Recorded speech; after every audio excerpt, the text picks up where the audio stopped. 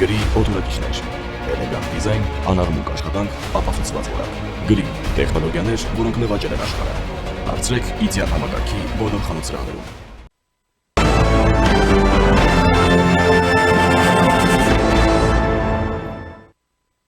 Դուք դիտում եք առաջին լրատվականը, բարև ձեզ, ես Իրանուշ Պապյանն եմ։ Երկու օրից Հայաստանի կառավարությունը հրաժարական կտա։ Գործադիր իշխանության անդամները կշարունակեն իրենց գործունեությունը մինչև նոր կառավարության կազմավորումը։ Սահմանադրության 149-րդ հոդվածի համաձայն նորընտիր ազգային ժողովի լիազորությունների ժամկետը սկսվելուց հետո հանրապետության նախագահը անհապաղ վարչապետ է նշանակում կայուն խորհրդարանական մեծամասնության ներկայացրած թեկնածուին։ Քաղաքացիական պայմանագիրը խորհրդարանում ունենալու է 64 մանդատ եւ ինքնուրույն ձևավորելու է կայուն մեծամասնություն։ Կուսակցության ընտրությունների համար հաստատված վարչապետի թեկնածուն Նիկոլ Փաշինյանն է։ Հետևաբար սահմանադրական ընթացակարգով խորհրդարանական մեծամասնությունը կներկայացնի նրա թեկնածությունը, իսկ հանրապետության նախագահը նրան կնշանակի վարչապետ։ Վարչապետի նշանակումից հետո կառավարությունը պետք է կազմավորվի 15 օրվա ընթացքում։ Վարչապետը նշանակումից հետո հնգօրյա ժամկետում հանրապետության նախագահին ներկայացնում է փոխվարչապետների ու նախարարների թեկնածուներին,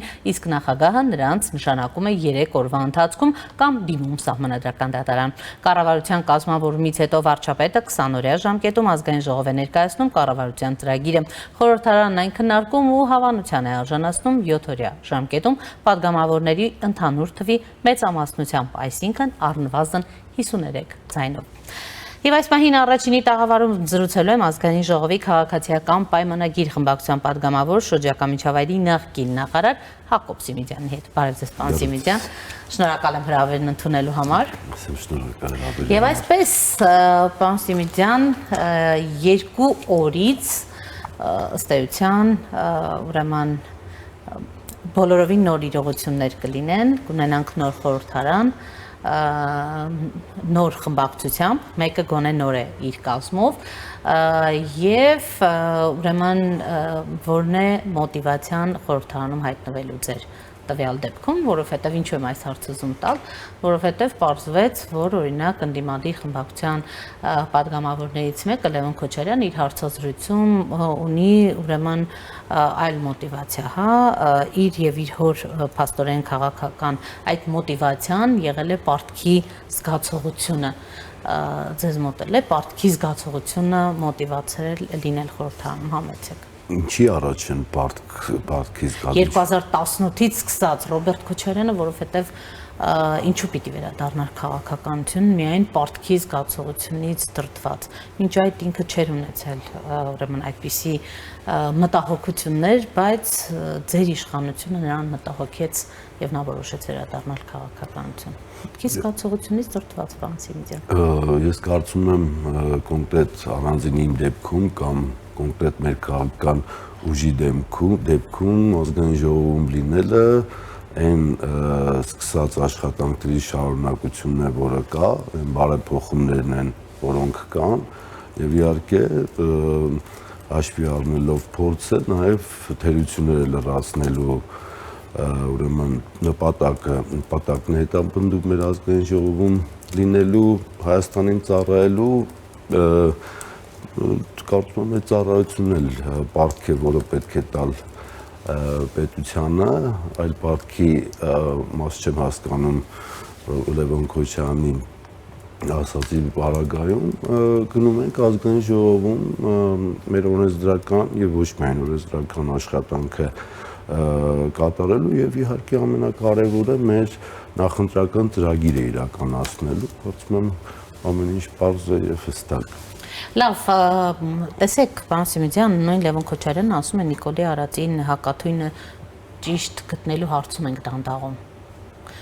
Սա նրա ձևակերպումն է, սա իմ ձևակերպումը չէ, հա, ոչ թե Նիկոլ Փաշինյան, այլ հենց անունով էլ ասում էր, ինչպես եք սա գնահատում։ Եկեք Լևոնի շատ բան չմեկնաբանեմ։ Ինչու գալու է խորհրդարան, ձեր падգամավորներից մեկն է, պարոն Սիմիդյան։ Դա կտեսնենք, հա, բայց ես էլ եմ падգամավոր, չեմ զբաղվելու նրա միլիարդ եք ասում խորհրդարանում, ամբողջ ունեցվածքն եք ընթերցում խորհրդարանում, դուք չէ, ձեր մյուս падգամավորները, որոնք քննադատում են։ Իմ գործընկերները փաստում են այն ինչ կա, արձանագրում են այն ինչ կա, ասում են դատախազության ներկայացրած փաստերը, ինձ որ ինչ-որ հատուկ ուշադրություն Լևոն ի ուղղությամբ չկա, կարծում եմ առաջիկայում չի լինի, եթե իհարկե նման որակի բովանդակությամբ հանդես կան ազգային ժողովում, այդ թվում ինքը պատասխանը կստանա, այսպես որ կապրենք կտեսնենք։ Լավ, ինչպիսի խորհրդարան ենք ունենալու, շատերի գնահատմամբ սա խորհրդարան է լինելու, որը իր կարողություններով շատ ավելի թույլ է լինելու, նկատի ունեմ, որ խորհրդարանական երկրորդ ուրեմն ուժը շատ ավելի անփորձ է լինելու,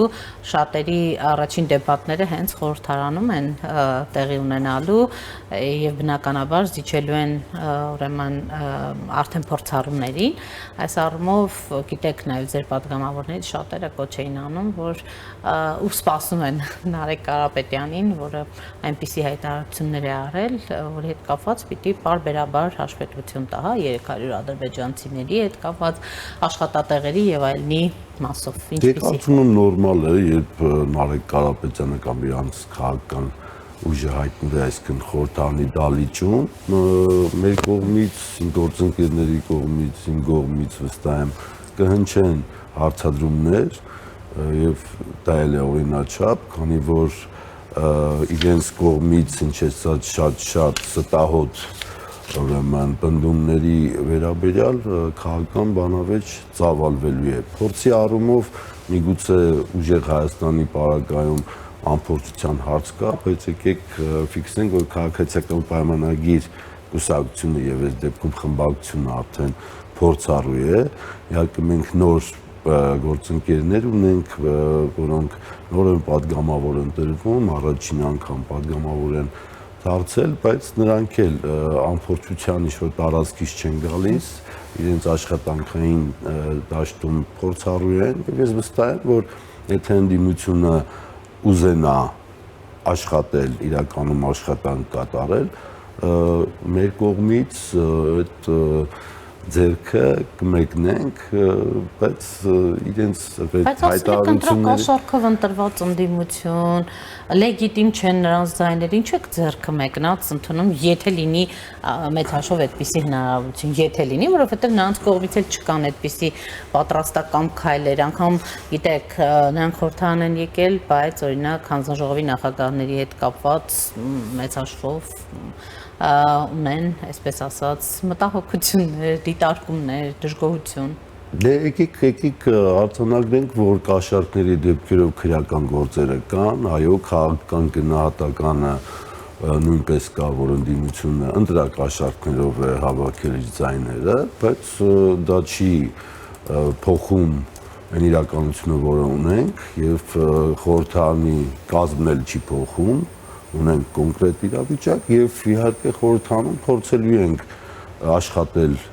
ընդդիմության հետ, որովհետեւ խնդիրը այս պարագայում անձերը չեն, առանձին դեմքերը չեն, խնդիրը Հայաստանի Հանրապետության խորհրդարանի բովանդակությանն է վերաբերվում, դրա համար ձեր կմեկնենք, բայց ելի եմ ասեմ, որ իրենց հայտարարություններից ոչ միայն Լևոնի, Նարեկի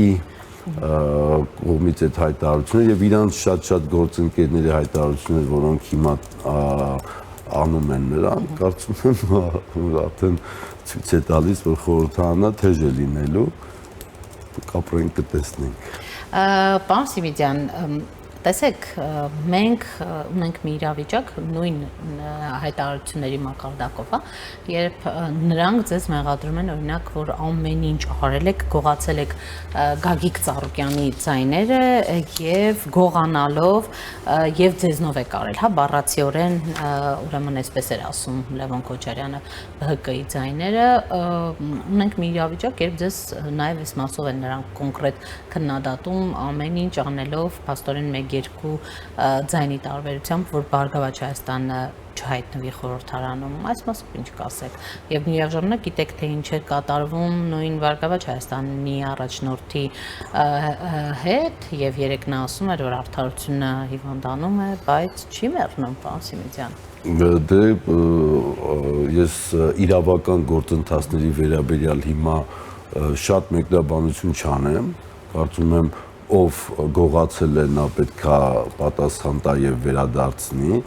Ամենատարօրինակը, որ գողության մասին խոսում է Գողոնը պետք է վերադարձվի։ Լևոն Քոչարյանն է գողանալու մասին խոսում, եթե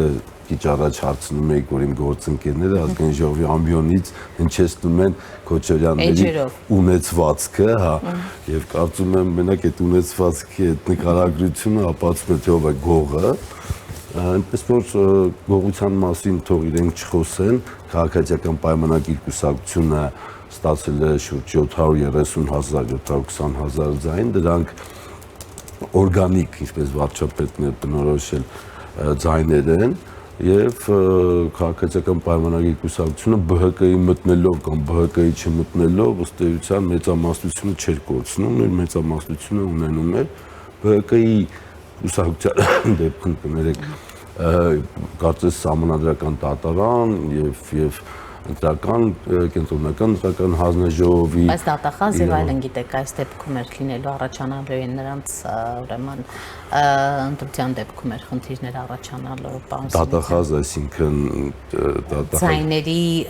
ուրեմն որոշակի խնդիր էր լինելու հասկացա, հա, դատախազի կամ այլ դեպքի գիտեք ելի եմ ասում իրենց գնահատականներն են սահմանադրական դատարանները վերջնական որոշումը ակտը ուրեմն կազմեց, ես կարծում եմ ամեն ինչ իրավական է, որևէ մեկից Ծառուկյանի հետ տեղի ունեցածը ամբողջովին իրավական Ծառուկյանը այն քրյա իրավական գործընթացները, դե Ծառուկյանի շուրջ քրեական գործերը նախորդիվ են հարուցված եղել, այսինքն այն քրեական գործով, որով հիմնիկ ալանավորված է Գագիկ Ծառուկյանը, դա նախորդ տարվա քրեական գործ է, ապօրինի գույքի ուրեմն վարույթով մի քանի տարի է ընթանում քննություն, այսինքն այն ինչ Գագիկ Ծառուկյանի հետ տեղի է ունենում, դա իրավական արդեն նախորդիվ սկսած process-ների արդյունք է։ Իհարկե ընդդիմության համար շատ հարմար է կապել ընտրական process-ների կամ հետընտրական process-ների հետ, բայց դա որևէ բան չի փոխում իրականում։ Տեսեք, ինչ եմ ասում, քաղաքական, իրավական եւ այլն, նայեք, դատախազությունը ընթացք տվեց 3 արդեն պարզ դարձավ, ընթացք տվեց Նիկոլ Փաշինյանի հայտարարությանը Լիպարիտ Դրմեյանի դեմ գործընթաց սկսելու մասին։ Պարոն Սիմիջյան, գիտեք, որ մասնավորապես միջազգային իրավական հարցերով ներկայացուցիչի նախկին պաշտոնակատար, այժմ Միասնության թևեր կուսակցության անդամի մասին է, Լիպարիտ Դրմեյանի մասին է, ինչ արեց Նիկոլ Փաշինյանը, ասաց, որ այդ անձի հաշիվների ունեցվածքը մեծ հաշվով պիտի ստուգեն, նրա խոսքով գուցե այդ անձը փաստորեն լրատվական ու քաղաքական դաշտի ինֆորմացիա է տվել կառավարության դիրքորոշմանը, վարչապետի հանձնարարականին հակասող գրություններ գրել, թե կառավարությունը պարտվել է արբիտրաժում, գիտեք, դրա համար եմ հարցնում, սրանք քաղաքական թե իրավական գործընթացներ են, մինչև այդ էլ, գիտեք, վարչապետը կոնկրետ հայտարարել էր անուն առանուն, թե ովքեր պիտի նստեն բանտում եւ թե որքան պիտի նստեն շատ երկար։ Էլի կրկնեմ, այդ Ծառուկյանի դեպքում, մնացածի դեպքում կան քրեական գործեր, կան քրեական վարույթներ, ապօրինի գույքի շրջանակում վարույթներ կան, այսինքն վարչապետի անվանական ուրեմն հասցեական խոսքը արդեն եղած իրականության շրջանակում է ասվել այդ Դրմեյան, հա, այդ տղայի դեպքում ես ինքս ասուլիսը վարչապետի բրիֆինգը նայում է եւ հենց հարցի պատասխան լրագրողի հարցին վարչապետը հիշեց եւ հրապարակայնորեն հանցագործության մասին հաղորդում ներկայացրեց, եւ դատախազությունը նորմալ է, որ ընթացք է տվել, որովհետեւ կարծես այնտեղ հենց կոռուպցիոն ռիսկի հարց կարող է լինել, քանի որ ինքը եղել է պաշտոնյա աշխատակազմի ներկայացուցիչ վարչապետի, որը այնպիսի կարծես բար երևույթ է, գրություններ է ուղարկել, որը Հայաստանի Հանրապետությանը վնասել է եւ փաստորեն դրանից հետո էլ իր քաղաքական այդ մարդու քաղաքական բռնած ճանապարհը ապացուցում է, որ կարծես այլ ինքը քաղաքական նպատակներով է, հա, նման գործունեություն ծավալել, դատախազությունը ընթացք է տվել կնայեն, ուսումնասիրեն, գնահատականը կիմանանք, որովհետեւ տարօրինակ բան չեմ տեսնում։ Իդեպ Լևոն Քոչարյանը չէր բացառում, որ առաջիկա շաբաթներին նրա հորն էլ կձերբակալեն։ Ում կձերբակալեն։ Ռոբերտ Քոչարյանին։ Դե եթե հասնի բանը դրան, ուրեմն կձերբակալեն, բայց Ռոբերտ Քոչյանի դեպքում էլ, հա, Վարչապետն էր ասում, չէ՞, պիտի նստի երկար։ Վարչապետը էլ եմ կրկնում ասում էր, քանի որ կա Ռոբերտ Քոչյանի դեպքում քրեական գործեր մարտի 1-ից սկսած ավարտած ապօրինի գույքի բռնագանձման վարույթով, այսինքն վարչապետը հասցեական բան է ասել այն մարդկանց դեպքում, որոնց դեպքում կան կոնկրետ քրեական գործեր։ Լավ, դուք եք կարծում, որ նա պիտի նստի երկար։ Ես կարծում եմ, որ Ռոբերտ Քոչյանը պետք է արտարադատության առաջ կանգնի եւ հիմա այդ process-ի մեջ ենք եւ եթե դատարանը վճիռ կարդա դատապարտող Գիտեք, չեմ ասում, որովհետեւ նույն Քոչարյանն ինքն էլ ասում էր եւ գիտեք, հենց ձեր իշխանության օրոքն արդարացվեց։ Մեր իշխանության օրոք չարդարացվեց, դա սահմանադրական որոշակի իրավական, այսպես ասած, գործընթացների արդյունքում եղավ, մանրամասները ինքս լավ չեմ հիշում իհարկե, բայց դա չի փոխում իրականությունը, կա հանրային պահանջ, կա հանրային ակնկալիք, որ նախկին կոռուպցիոներները կամ նախկին այն իշխանության ներկայացուցիչները, ովքեր արերևույթ ապօրինի հրահանգներ են տվել, որի արդյունքում օրինակի համար 2008 թվականի մարտի 1-ին 10 քաղաքացի Երևանի կենտրոնում մահացել, դա պետք է իրավական գնահատականի արժանանա եւ կոնկրետ Ռոբերտ Քոչարյանն այս գործի քննության մասով առանցքային դերակատար է, սպասենք դատարանի վճռին։ Պարոն Սիմիձյան, անդրադառնանք նաև վաղ առավոտից Վասիլ Նարեկ Կարապետյանի բնակարանում է խոզարկություններ, առանձնատան խոզարկություններ, քննչականը հաստատում է, բայց չի ասում են քրեական գործի, ուրեմն վարույթի շրջանակում, բայց թե ինչ գործի շրջանակում է, դա էլ հստակ չէ։ Ինչ է ձեզ հայտնի այս մասով։ Ոչ մի բան հայտնի չի, ես էլ ուղղակի մինչև ձեզ ստուդիա գալը լրատվության մեջ տեսա, որ խոզարկում են բնակարանը Նարեկ Կարապետյանի, դե Նարեկ Կարապետյանի Հայաստանը լքելու փորձի, այսպես ասած, կանխումից հետո հասկանալի էր, որ իրավապահ համակարգի մարմինների մոտ որոշակի վարույթներ կան, որը կարծում եմ հիմա արդեն դրա դրսևորումներն են կոնկրետ տեսնում ենք երևի ինչ process-ներ են տեղի ունենում։ Լավ, պարոն Սիմիձյան, գանք քաղաքացիական պայմանագրին, այն մամուլը շարունակում է գրել, արշալույսները խաղաղ չեն քաղաքացիական պայմանագրում, ուրեմն առանցքային կուսակցության առանցքային դերակատարներից մի քանիսը դեռ անորոշ է թե ինչ պաշտոն կունենան կամ առհասարակ կունենան թե ոչ, այն մասին, որ օրինակ Ալեն Սիմոնյանը եւ նրա այսպես խորհրդանում նրա մտերիմ շրջանակին փորձում են ընդհանրապես դուրս դնել անգամ հանձնաժողովների նախագահի ուրեմն աշխատանքներից ընտրություններ տեղի ունեցան եւ դուք տեսաք թե ինչ արդյունքներ գրանցվեցին, ինչ է տեղի ունենում քաղաքացիական պայմանագրի ներսում, կա այսպես որոշակի ուրեմն չեզոքացման փորձ ինչ որ խմբի թե ոչ, ինչ է տեղի ունենում։ Իմ համոզմամբ չկա նման բան, կա պարզ ընտրական process, վարչության անդամները առաջադրված տեխնացուների մասով քվեարկում են, Ալեն Սիմոնյանին ոչ մեկ չի ուզում չեզոքացնի, Ալեն Սիմոնյանի շրջապատին ոչ մեկ չի ուզում չեզոքացնի, որտեղ ես ինքս Ալեն Սիմոնյանի շրջապատից եմ, մենք ընկերներ ենք, այսինքն եթե տենց բան լիներ, մի բան էլ իմ հետ պետք է լիներ, այսինքն ես ուզում եմ մենք տենց հատուկ առանձին ինչ-որ մեկ կամ երկու մարդու չառանձնացնենք եւ համարենք սա Ալեն Սիմոնյանի շրջանակն է, միջավայրն է եւ ինչ-որ չեզոքացման process-ներ են տեղի ունենում։ Իհարկե դե քաղաքականությունը այդպիսի բան է, ինչ-որ ժամանակ հաջողություններ է լինում, ինչ-որ ժամանակ անհաջողություններ է լինում, որովհետեւ տարօրինակ բան չկա, աշխատում ես որևէ կարգավիճակում, մի օր էլ այդ կարգավիճակում չես լինում։ Չեմ կարծում, որ այդտեղ ինչ-որ սուր իրավիճակներ ունենք։ Իսկ ներսում մթնոլորտը ինչպիսին է, օրինակ կա քննարկում ի վերջո այդ առանցքային ուրեմն դերակատարներին ինչ է վերապահվելու, ինչ է տրվելու, չգիտեմ, պաշտոնների տեսքով։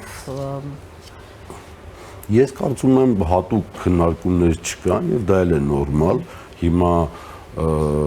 խորհրդարանի ձևավորման process-ն է առաջ կան, գործադիրի ձևավորման process-ն է լինելու, առանձին մարդկանց քննարկումներ իմ տեղեկատվությամբ չկա, ես վարչության անդամ չեմ կարծում, որ վարչությունում հիմա օրինակ առանձին քննարկում են Ալեն Սիմոնյանի կամ իմ այլ գործընկերոջ հարց, քննարկում են ինչ արդեն տենում ենք այդ հանձնաժողովի նախագահների ընտրություններն որպես տեխնացու, այսինքն հատուկ ինչ-որ շեշտված կամ ուղղորդված կամ ինչ-որ մի անձի դեմ ուղղված որևէ հատուկ բան չկա։ Քաղաքական process-ներ են, ներթիմային process-ներ են։ Պարոն Սիմոնյան, լավ, ի վերջո այս բոլոր գործընթացները Ծառուկյանի, նաև օրերս գիտեք, Գագիկ Խաչատրյանի այդ ամբողջ ունեցվածքը երբ ներկայացվեց թե պետությունը ինչ է պահանջում, շատերը զարմանքից քար էին կտրել ուղղակի, ուրեմն Ծառուկյան, Խաչատրյան, չգիտեմ, Կարապետյան եւ այլն, Քոչարյան, ինչ է տեղի ունենում, ուզում եմ հասկանալ, սրանք իրավական գործընթացներ են, որոնց արդյունքից հասարակությունը չի հիասթափվելու, հասկանում եք ինչ նկատի ունեմ, որովհետև ձեր ուրեմն գործընկերներից շատերը մեր տաղավարում նշում են, որ սա ըստ էության մեզ տրված վերջին հնարավորությունն է։ Մեզ տրված հասարակության կողմից մեզ տրված վերջի որ պիտի արդարացնենք այդ սպասելիքները։ Ես դες չեմ ձևակերպի, բայց սպասելիքները կարդարանան, մենք հիմա ըստ էության արդեն փաստերով տեսնում ենք, թե երկար տարիներ օդից կախված դուրերը, հա, թե այս կամ այն պաշտոնյան, նախկին պաշտոնյան ինչ ունեցվածքներ ունի, մենք հիմա դրա կոնկրետ բաներն ենք, հա, գույքերը եւ այլ միջոցներն ենք տեսնում, իհարկե զարմանալի է, որտեղ դրանք հարյուրավոր միլիոն դոլարների մասին են, Պարոն Սիմոնյան, պետք է զարմանալ, թե 9 տարի առաջ ձեռնարկել լուրջ այդ գործընթացները եւ հասարակությանը չհիասթափեցնել։ Ես կարծում եմ, որ հասարակությունը, եթե ակնկալիքների, սպասելիքների մեջ որոշակի բան ուներ, հա, այդպիսի դժգոհություն ուներ, հիմա տեսնում է, որ գործը առաջ է գնում եւ ամենակարևորը, որ ուրեմն այս գործընթացները չլինեին խլելու, հա, կամ նմանատիպ ինչ-որ process-ների ուրեմն ձևով, այլ լինեին իրավական, դրա համար իրավական գործիքները ստեղծվեցին եւ այդ գործիքներով հիմա գործերը գնում են դատարան։ Բայց գործերը առաջ չեն գնում, գնում են դատարան ու մնում են դատարանում։ Դե ես նաեւ Արդարադատության նախարարի մի քանի օր, 2 օր առաջ կարծես ուրեմն մեկնաբանություն տեսա, որ էլ դատարաններում տարիներով ուրեմն ձգվող ուրեմն վարույթներ կամ քննություններ չեն լինի, այսինքն այս ուղղությամբ է գործադիրը կոնկրետ քայլեր իրականացնել, որ այդ գործերը չգնան դատարաններ եւ չքնեն, ինչպես ժողովուրդն է ասում։ Տեսեք, վարչապետն էր, հա, ասում, որ օլիգարխիական բարեգործությունը ոչ մի լավ բանի չի բերում եւ դրան պետք է լինի արձագանք, թող բարեգործները չթալանեին ժողովրդից եւ անազնիվ միջոցներով միլիարդներ են տարել ժողովրդից, հիմա եկել ասում են բարեգործություն։ Սա նշանակում է, որ իրենք բավարար չափով հակված չեն եւ բավարար չափով թալանված միջոցներ ունեն, որ դեռ կարողանում են դա անել։ Պետք է բերել նրանց այն վիճակին, որ չկարողանան դա անել եւ դա անելու ենք։ Այսպիսի հայտարարություններ եւ խոստումներ են հնչում, ըստ էության կոնկրետ տվյալ դեպքում նաեւ գիտեք Գագիկ Ծառուկյանի հետ կապված։ Դե մենք արդեն խոսեցինք վարչապետի երեկվա այս պնդումն էլ նույն ուրեմն բանի շրջանակում է, այո, օրինակ նույն ուժեղ Հայաստանը հիմա բարեգործություն է անում այն պարագայում, որ հեծի էլեկտրոցանցերի պարագայում մանկապարտեզների կամ չգիտեմ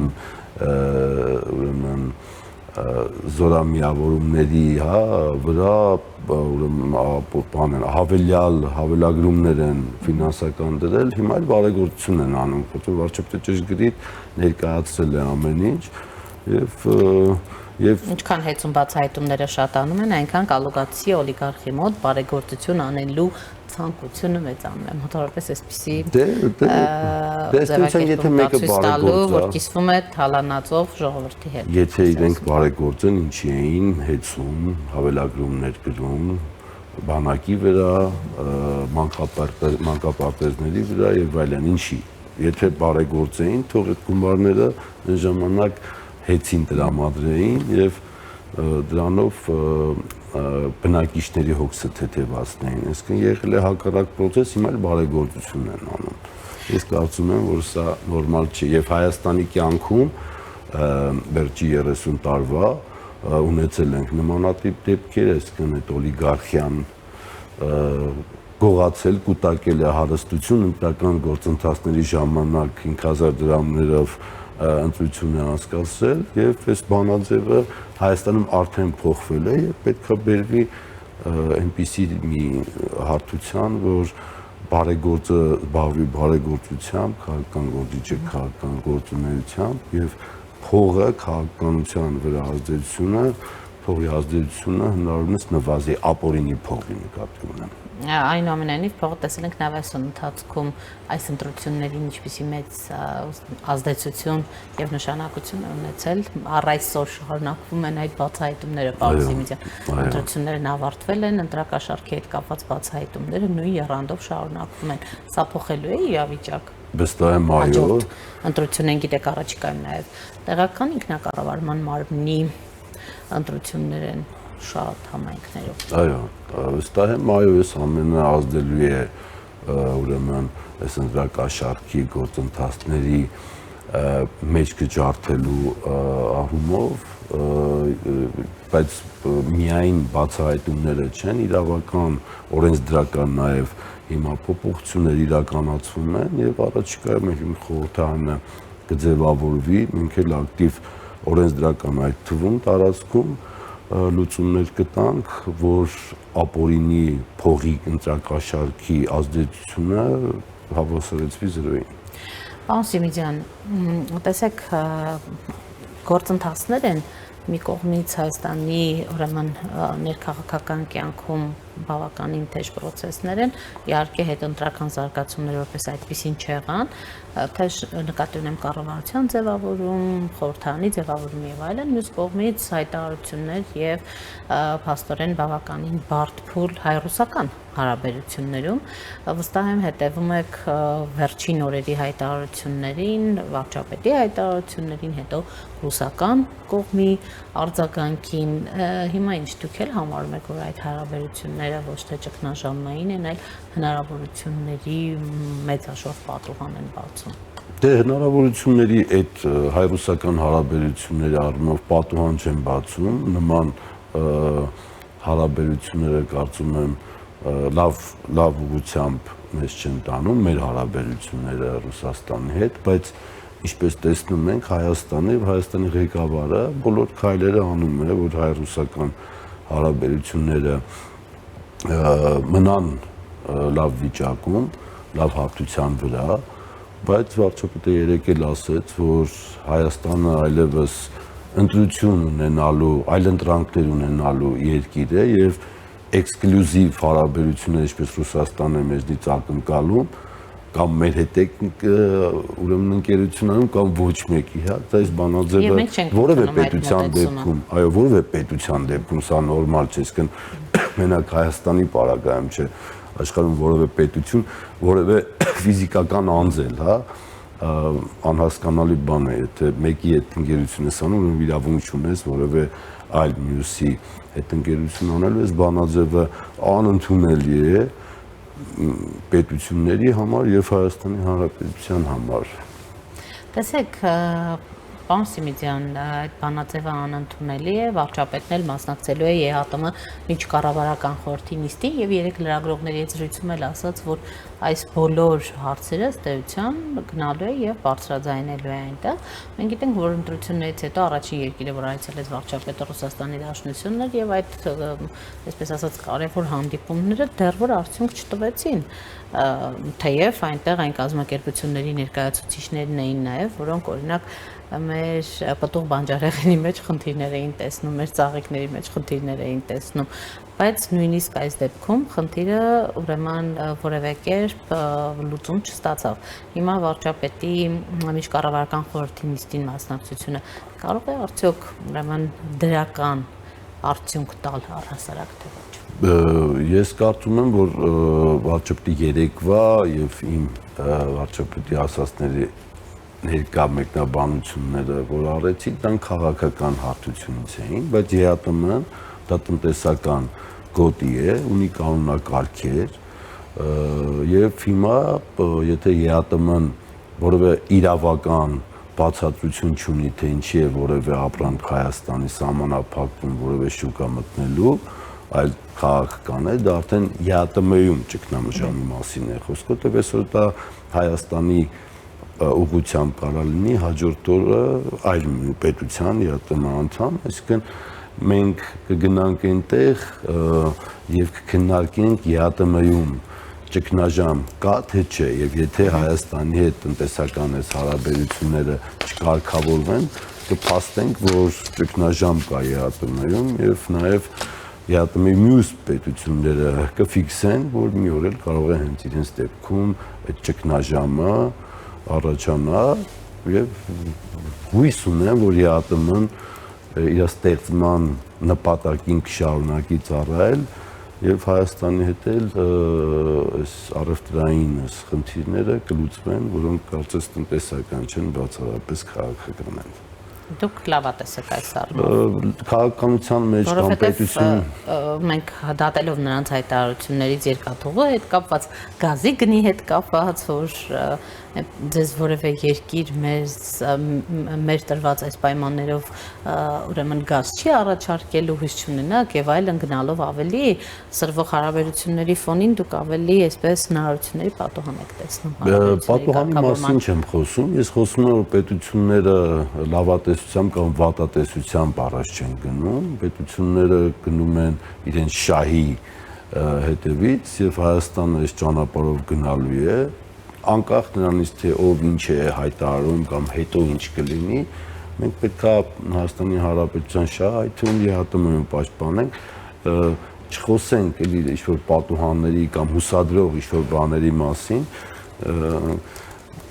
այս դեպքում դրանք կարծում եմ առարկայական որևէ բան մեր կյանքում չեն փոխում, կաշխատենք, փորձենք առաջացած խնդիրները լուծել, փորձենք հայ-ռուսական հարաբերությունները պահել լավ հարթության վրա, մենք մեր կողմից ամեն ինչ կանենք եւ տեսնենք արձագանք։ Շնորհակալ եմ, պարոն Սիմիդյան։ Առաջինի տաղավարում զրուցում է Ազգային ժողովի քաղաքացիական պայմանագիր խմբակցության պատգամավոր Հայաստանի շրջակա միջավայրի նախկին նախարար Հակոբ Սիմիդյանի հետ։ Կհանդիպենք։